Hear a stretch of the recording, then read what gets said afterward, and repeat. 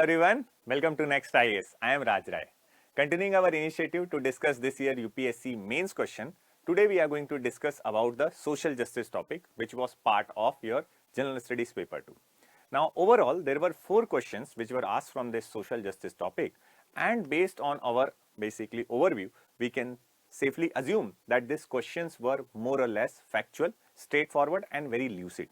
You just need certain basic understanding of the topic and some of the factual information which will land you basically in a very comfortable position in order to address the demand of the question. So having said that, let's roll our discussion. The first question, which was the question number 7, says that earn while you learn scheme need to be strengthened to make vocational education and skill training meaningful. Comment.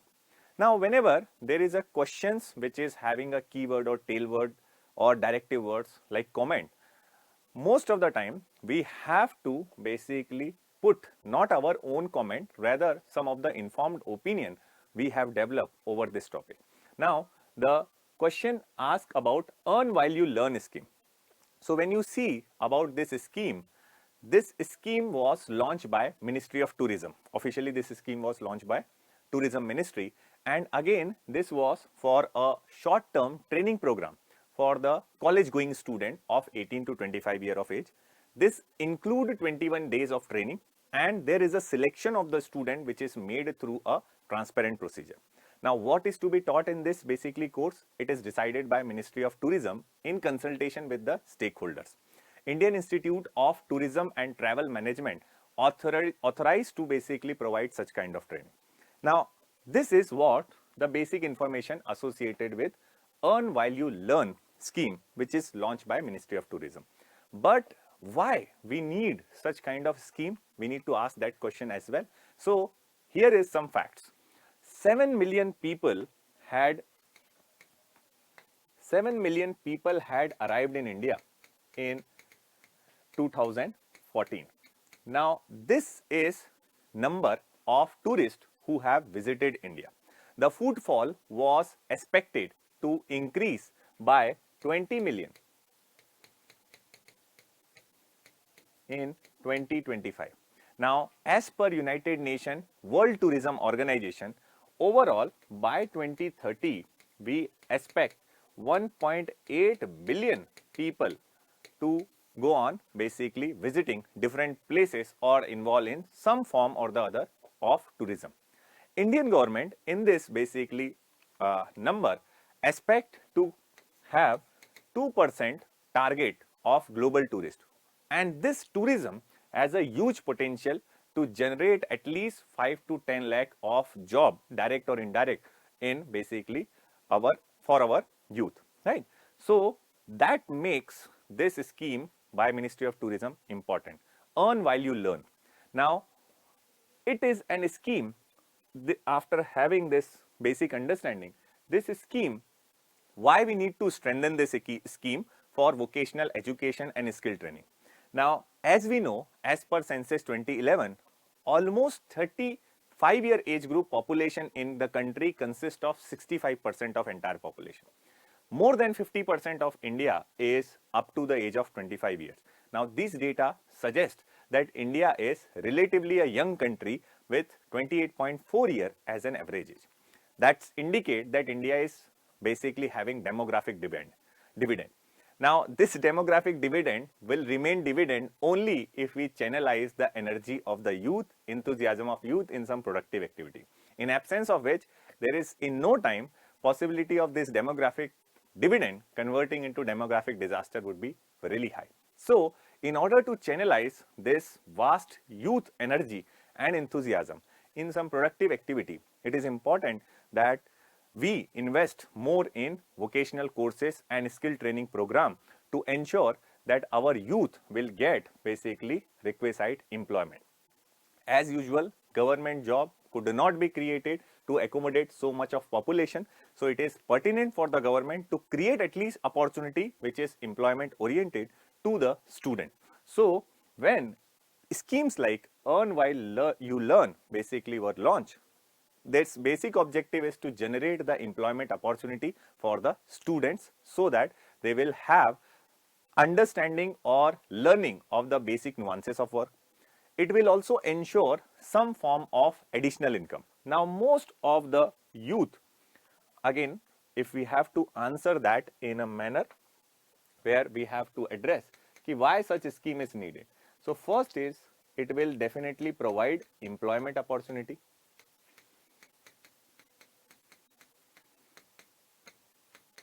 Such a skill development program or vocational training will definitely provide some employment opportunity. Second, we have to address the need for such kind of basically vocational education and skill training is to develop certain kind of basically additional income sources.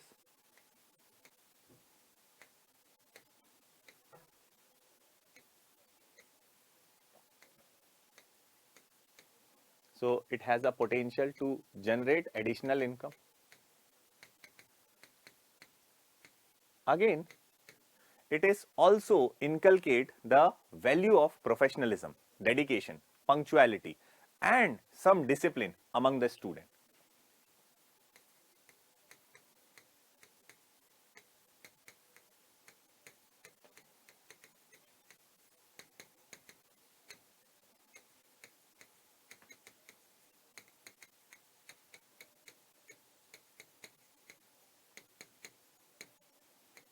So, when a person goes for skill training, he or she will understand what is expected out of a person who is performing a particular vocation or a job, right? So, they will learn it in advance. Then, it will also help all those young people of 18 to 25 year of age group to decide their career option.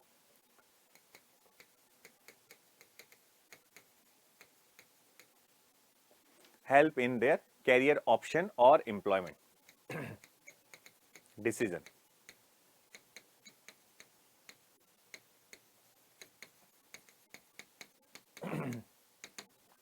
Right?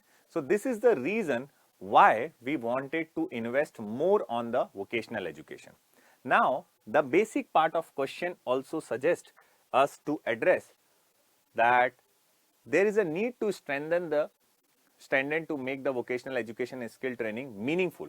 So, again, how this program of earn while you learn is going to strengthen the vocational education and skill training program or make it more meaningful.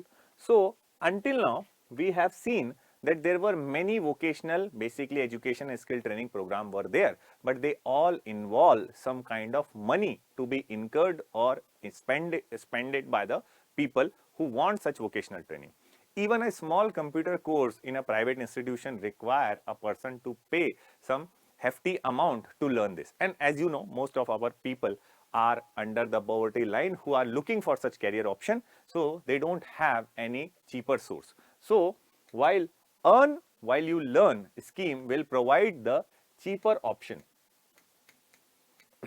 provide free and cheaper option for vocational education and skill training.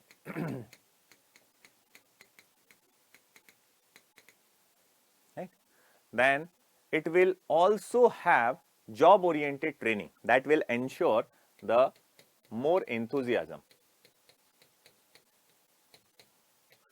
Because of its job oriented training program, more people will be attracted toward it.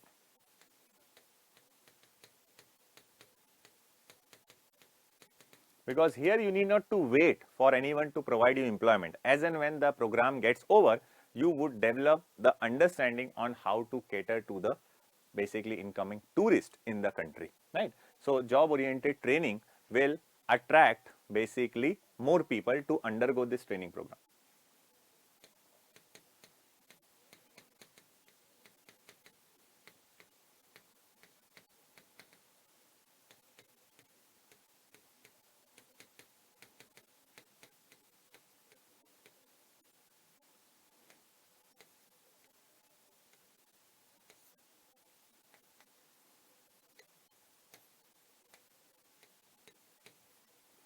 Now, it will also develop in building our capacities. So, help in capacity building. So we don't have trained manpower or basically human resource for catering to so much of demand or footfall of the tourist by 2025. So it will have us the potential to develop the capacity among them. It will help us to develop that potential. Also, one important aspect is it will help in promotion of entrepreneurship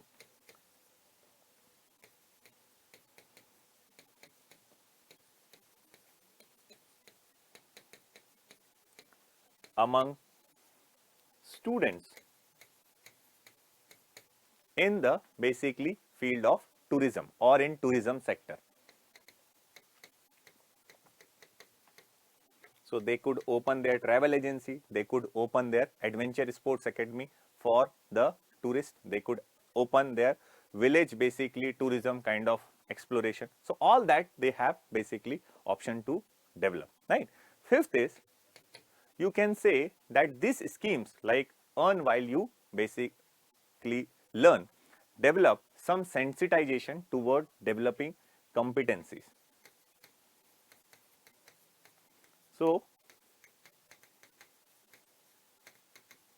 it will develop certain sensitization toward the building of competencies.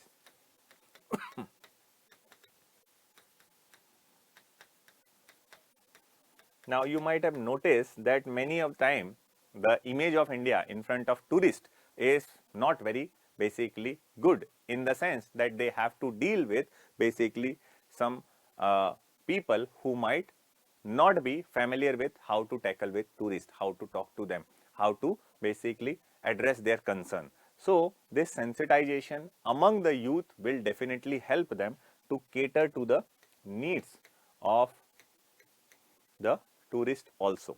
And again, this kind of program help in reimagination of our vocational education. Now,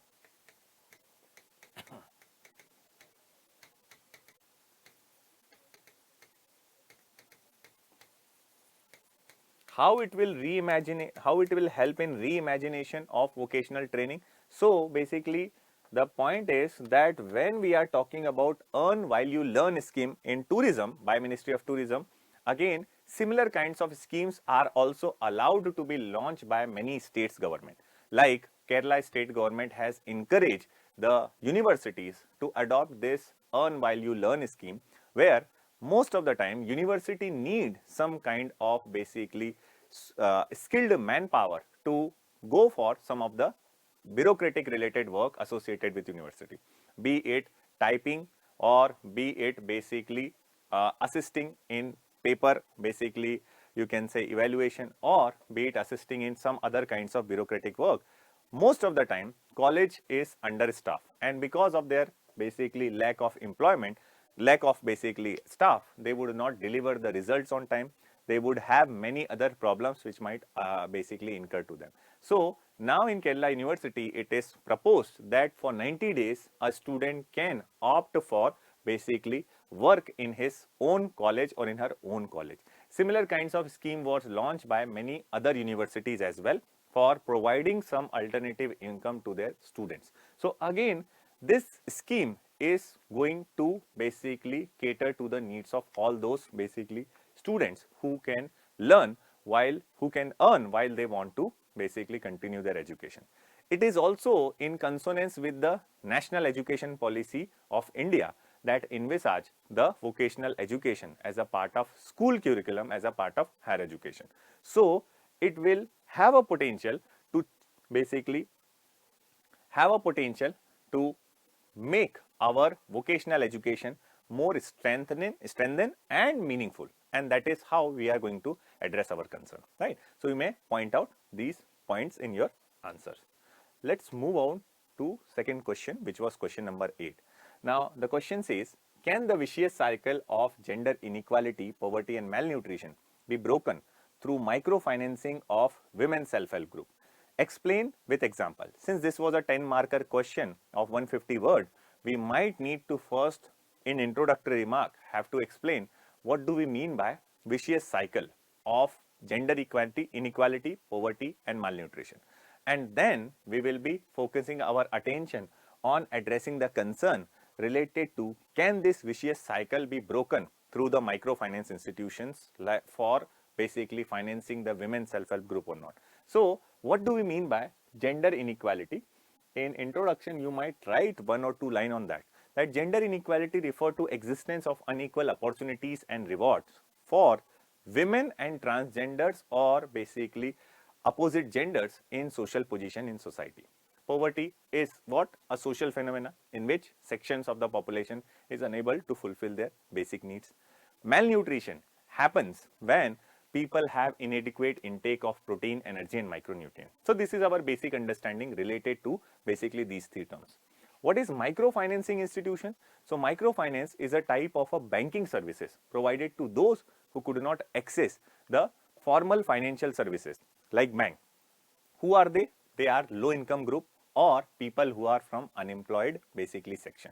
Now this term microfinance got huge popularity, especially after Muhammad Yunus, who is a Bangladeshi economist, received 2006 Nobel Prize in Peace, right? So he got this Nobel Prize and he said that moment you say about microfinance, everyone want to come and help you. This was his famous quotation. Microfinance is not something which is new to India.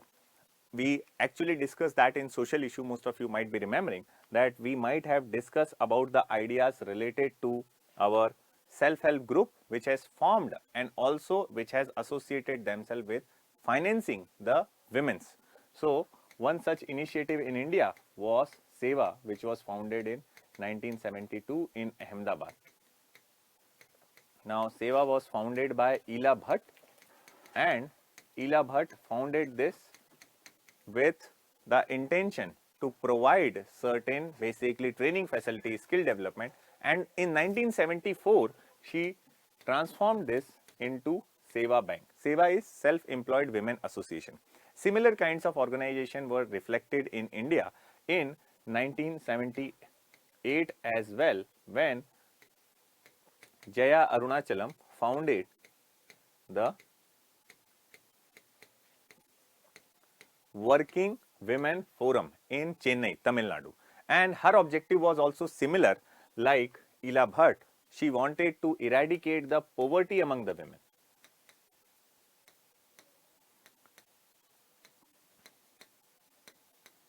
So microfinance institutions basically like Muhammad Yunus has opened the Grameen Bank, like Seva Bank, like basically Jaya Arunachalam opened the Working Women Forum, played a very important role and at least have a great potential to basically break this vicious circle of gender inequality, malnutrition and poverty. How? So again, this vicious circle of gender inequality, poverty, malnutrition,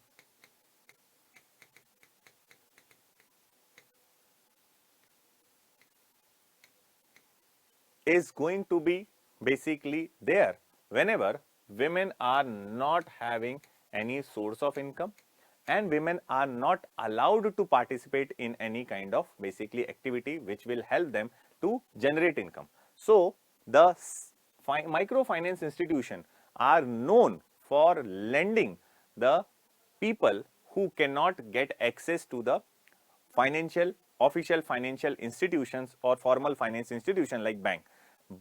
Only thing is that they have to present some credible basically ideas for which they are taking this basically finances, right? So again here, because of this microfinance institutions, there were more and more encouragement is given to the women to participate in public sphere activity, and when they participate in public sphere activity, naturally they will have more inclination to earn their livelihood by engaging into some employment. So microfinance institution might lend them some amount of money to open a tea shop, to open a small kiosk, to open a very small business, so that they can start generating income for themselves and their family on monthly basis, through which they can directly attack the poverty.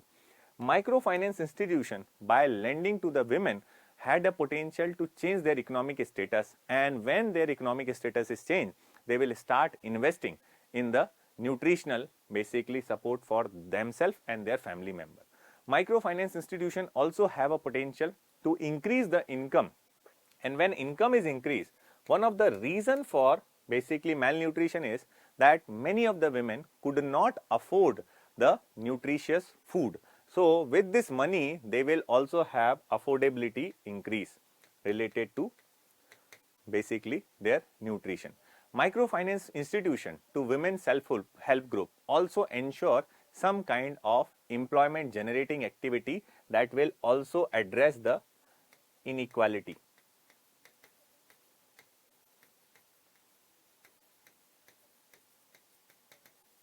Because once they started participating, naturally their economic status improved, that will improve their social status, and so far they were not getting an equal access in the society on many spheres, they started getting access to it. One such example is Kudumshri initiative of Government of Kerala, which started in 1998 and have a miraculous result, so much so that this model was receiving many awards from United Nations for its efficiency in eradication of poverty and gender inequality along with malnutrition among the women in Kerala. Right. Also, you can say after addressing these of the concerns related to the question, you should also present a critical perspective in this answer to make your answer more inclusive. Telling that there are many challenges. Microfinance is not just low-hanging fruit which you can basically pluck at any point of time, because microfinance is not also very free from the challenges. What are the challenges with microfinances? First and foremost is that its reach or its coverage is very narrow. Coverage is not very wide. So not every village or basically area of the country is covered under microfinance institution basically network. So this is one problem. Second problem with microfinance institution is whichever basically institution provide micro lending, their interest rate are way too higher. It increases, it start from 25% to even basically 60 to 80% interest rate. Now you can imagine that when a normal financial institution, which is banks or any kind of formal financial institutions are there, they charge interest somewhere down the line of 12 to 13%. Here microfinance institutions are starting their interest rate charging from just a double. So again, higher interest rate is also one of the reason.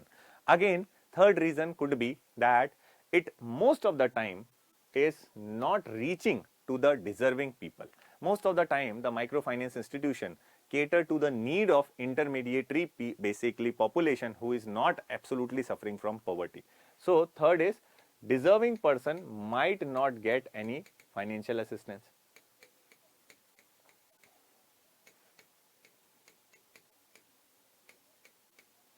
Now, deserving person might not get any basically challenges. So, deserving person might not get any benefit from the microfinance institution, and you can also say higher interest rate is another challenge.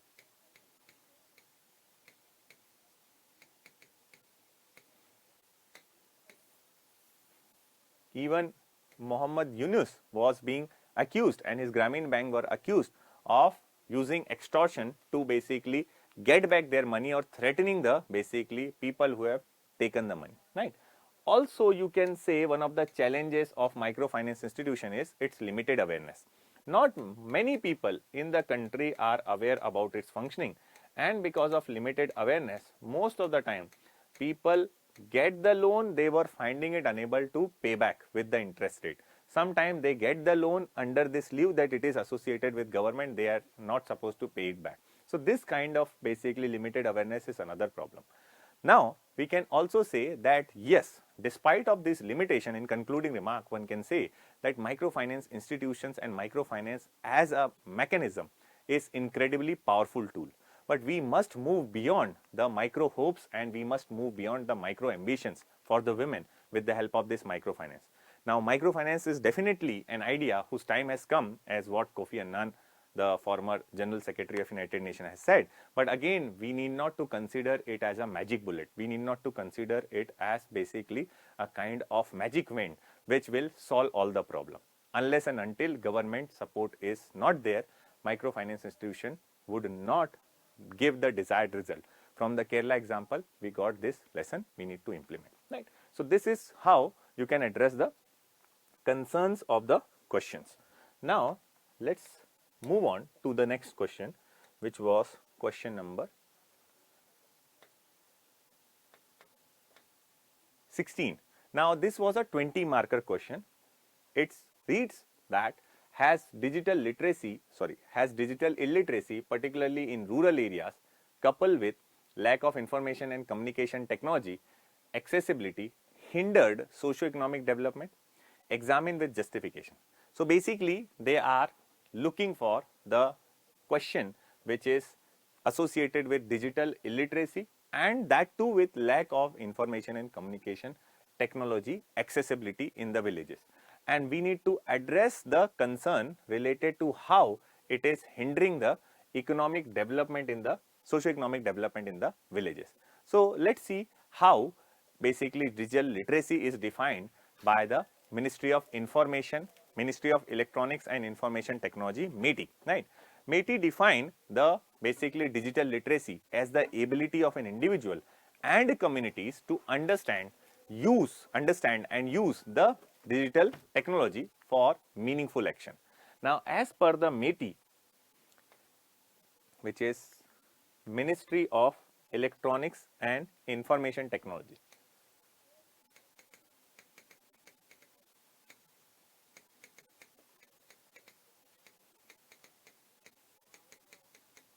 now as per its own basically record, METI suggested that only 38% of Indian household, rural as well as urban, have the digital literacy.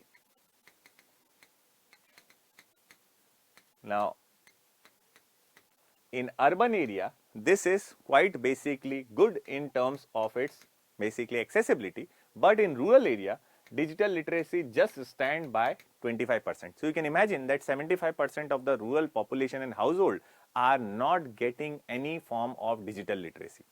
And since they are unable to have this digital literacy, they would find a problem to utilize many of the government related schemes and programs which will be requiring them to have a basic understanding of digital technology. Also, it is suggested that in many areas in the country, the digital basically you can say the information and communication technology accessibility is just standing with basically 20%. So it is just as limited as 20% areas of the country has got the digital basically infrastructure for information and communication technology availability. So this present a very sorry state of affair. Now, because of this limited access and limited literacy or awareness among the people, there are basically chances that people are deprived from many of the benefits associated with it. What are these benefits? So again, since they are unable to have accessibility of internet, since they are unable to have the digital literacy and the knowledge about how to make use of digital devices for meaningful action, many of the rural population are unable to basically access many of the government schemes like direct benefit transfer, like public distribution system. So many a times the internet server failed, many a times their biometric basically detail could not match, many a times they are not having any access to internet. So there are many problems which deprive them from access to such kind of government scheme. Also, we will find that during the lockdown, when all of us had got the access to digital classrooms, all of us had got access to virtual basically classrooms or education, here is a rural population who are totally deprived from access to education during the lockdown. Now, this is not just basically a matter of few months. It has been almost like 2 years where rural population are not getting any accessibility toward the education what they otherwise were getting. Also, limited availability on the internet also related to content in vernacular language is another problem. So this is hindering in the learning capabilities of people in rural areas. Also, various digital benefits like online shoppings, online booking or online access to anything, rural people can't think of it because of lack of availability of information and communication technology accessibility and also lack of digital basically literacy. It is also seen that rural population due to illiteracy, digital illiteracy, can be easily bluffed, can be easily becoming the target of cybercrime as well as phishing because they are not aware about many of these cyber or digital crimes. It is adversely affecting the rural population also in terms of inoculation program, vaccination program of Government of India during COVID, where it is essential to register your basically Aadhaar ID while vaccination. So again, they have to take many of the basically alternative route to ensure their vaccination is done. Now, what government is doing? This is a situation in front of us. What government is going to deal with it? So again, government is promoting various programs like PM Disha. Now, this program is for providing digital literacy to the people of India. Now, it was transformation of Rajiv Gandhi computer literacy mission, where it envisaged to create certain awareness and literacy among the people related to computers and other digital equipments. Then there is another project which Government of India is promoting called as Bharat Net. Now, Bharat Net is nothing but a basically rejuvenation of National Optical Fiber program, where government envisaged to have a broadband connection through optical fiber in the speed range of 2 Mbps to 20 Mbps to more than 2 lakh panchayats of the country. Then there is something called as e-Pathshala, where government is planning to provide the content related to studies or study material for the rural and urban student. Government is also opening common service center in villages to ensure the basically inability of digital reach to the unreachable area. So common service centers will provide certain facilities like this, so that this digital illiteracy would not become a stumbling block. Now again, here we can also suggest कि ये चीजें तो government कर रही है. What we can additionally suggest in this answer is that we could also rope in to the NGOs and civil society organizations who can take up this role of providing the digital literacy to the villagers. Also, you can suggest that make digital literacy part of your Sarv Shiksha Abhiyan, make digital literacy part of your school curriculum.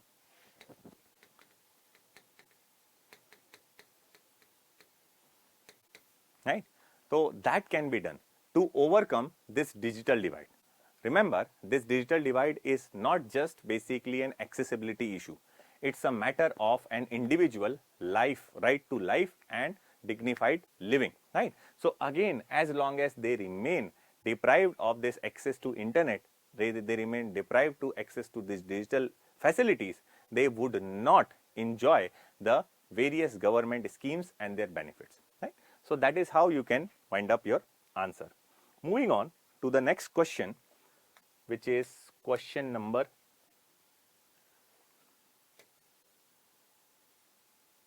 17. Now, though women in post-independent India have excelled in various fields, the social attitude toward the women and feminist movement has been patriarchal. Apart from the women education and women empowerment schemes, what intervention government can help change this milieu, right? Now, question is fairly straightforward. Patriarchy, as you must be knowing, is nothing but a male dominance where male chauvinism is reflected, and this is part and parcel of social attitude, meaning attitude followed or mindset followed by the society. Despite of that, you can say that post-independence women have excelled in various fields. So we might start our answer on a positive note by addressing some of the facts where government and the women were extremely successful in improving their socio-economic status. Jaise, we can start our answer by addressing that during the time of independence, our literacy, especially literacy among women, was just a meager 9%, 8.26% to be precise. But in 2011 census, we improve it to 65%. So this is women literacy from 1951 to 2011. See a basically sizable growth. Also, we can see that under the health program of Government of India, once women were having the longevity or average lifespan, which was just 33.94 years. This was the average life of a women, or you can say longevity, right? and 2011 it becomes 68.22%, 68.22%. Right. Third, you can say that in political participation we can see many changes. So in political participation, one can say that in the first Lok Sabha, only 24 women member of parliament were elected. Now, today in the 17th Lok Sabha, a whooping 78 women member of parliament or Lok Sabha were there. So, with this, one can safely assume that despite basically the patriarchal mindset or social attitude toward the women, women were successful in basically upgrading their socio-economic positions in the society. Now, despite of this success, one should not forget that this attitude, social attitude toward the women, which is more or less patriarchal, is still persistent, and this is a stumbling block before the women. How? So again, you can now address some of the problems which women faces because of this patriarchal mindset or patriarchal social attitude toward them. NCRB data in 2020 suggested that 35,000 cases of crime against women were reported. So in terms of crime against women, more than 35,000 cases were registered against the person who have basically involved in criminal activity. And this is the reported crime. You can safely assume that unreported crime would be much higher than that, because it is not convenient and easy for the women to go to police station and report the crime. Also, when you see the women entitlement or their rights, whether it comes to right to property, whether it comes to right to have access to the food, women occupy the lower position. How? Again, even in today's time, despite of Hindu Succession Act passed in 1956, amended in 2006, which gave women natural right to inherit the property from their ancestor or father, women are still not basically benefited out of it because of patriarchal mindset, because of the familial pressure. They refrain from taking these benefits. In the food, basically also women were the one who cooked the food and they were the last to eat the food. Also in society, we have seen in economic survey many a times it has quoted a term called as son meta preference. In India, still the birth of a son is considered as a celebration, and many of the parents continue to have baby as long as they are not getting the son. And this mindset is what called as son meta preference, कि जब तक बेटा नहीं होगा तब तक they keep on reproducing. Also, household care is primarily considered as a domain of women. So household or basically care of the children is primarily the women responsibility.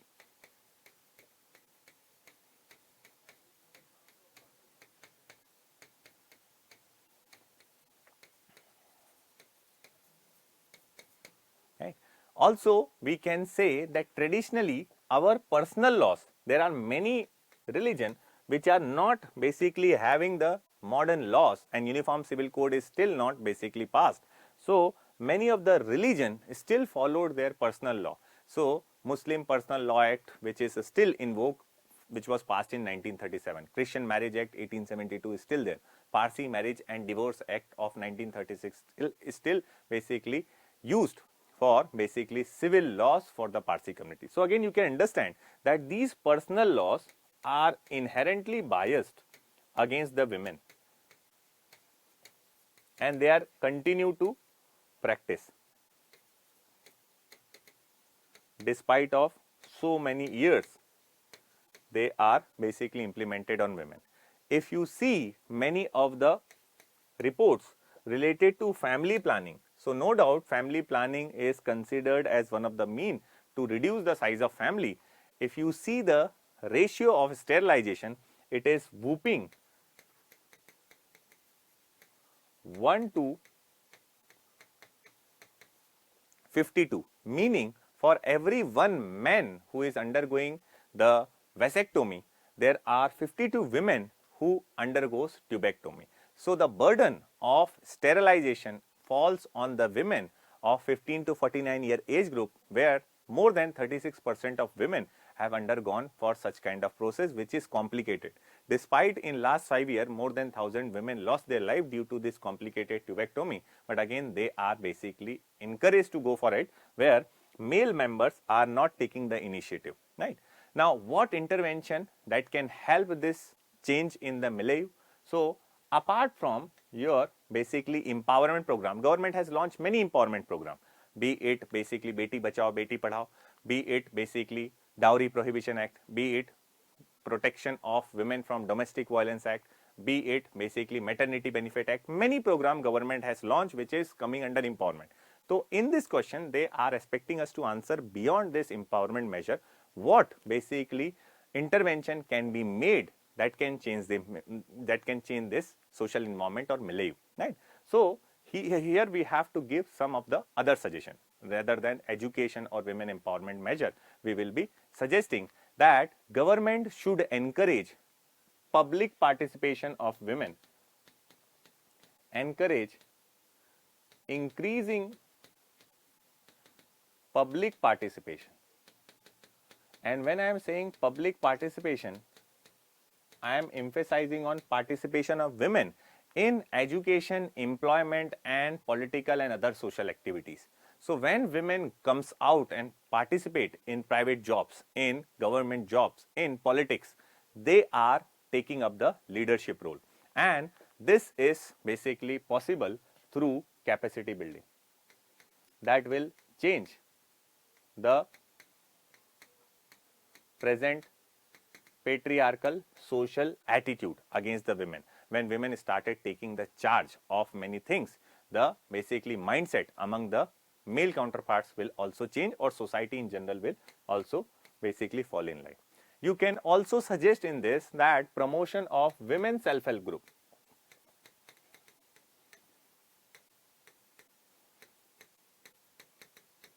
So promotion of women self-help group or microfinancing, जो अभी हमने देखा, this could also be one of the effective measures. Now, most of the self-help group and microfinancing institution in India are supported by government, but they are basically NGOs only. So they are basically self-help group. They are not basically government initiated, right? Also, we can suggest that there is a need for more and more gender sensitization. Now, when we are saying gender sensitization, not just for the women, but for the transgender also, we have seen they are facing abject kind of discrimination. So in this gender sensitization, the public place which otherwise considered to be alien or tabooed for the accessibility of women will become more accessible to the women as well as transgenders. So this has a potential to make public places more accessible.